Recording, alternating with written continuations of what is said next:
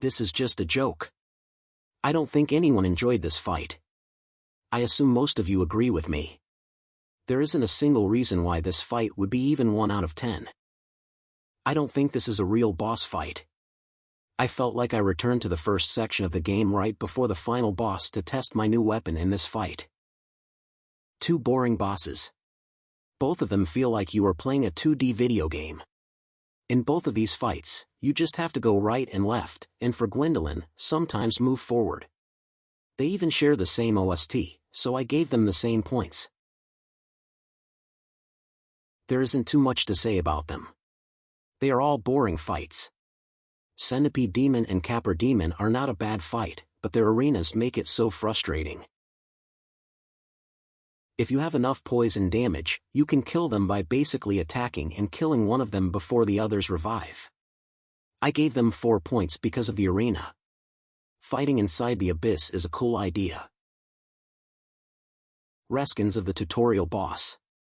They've just added an explosion attack and fire to the tutorial boss to make these bosses. Fighting with them 3 times is boring. Not a bad fight.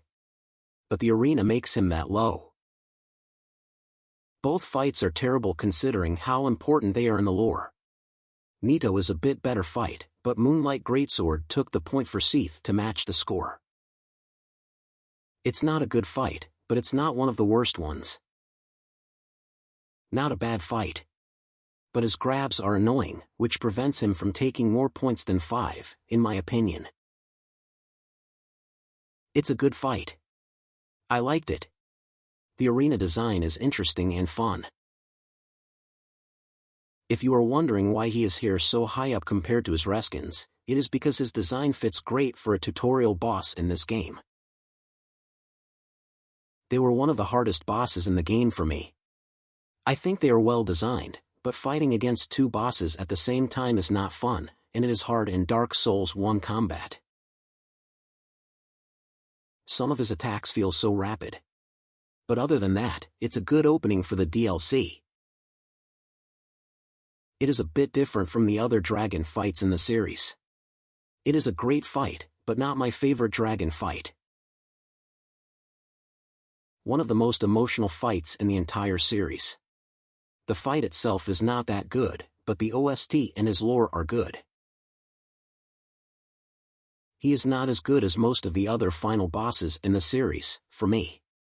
But he has the most iconic soundtrack in the entire series.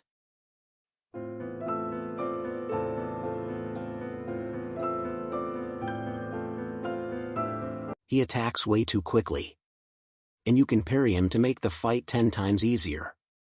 That is why he is no more than 7, in my opinion.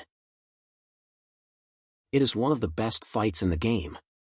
She has an important place in the lore. It was a good fight, but not one of the best in the entire series. Probably the hardest fight in the game.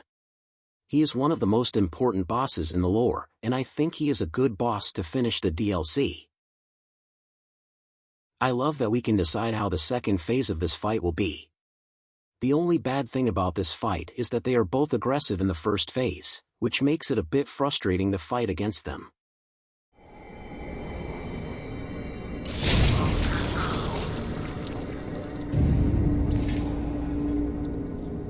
In my opinion, Artorias is the best boss in the game.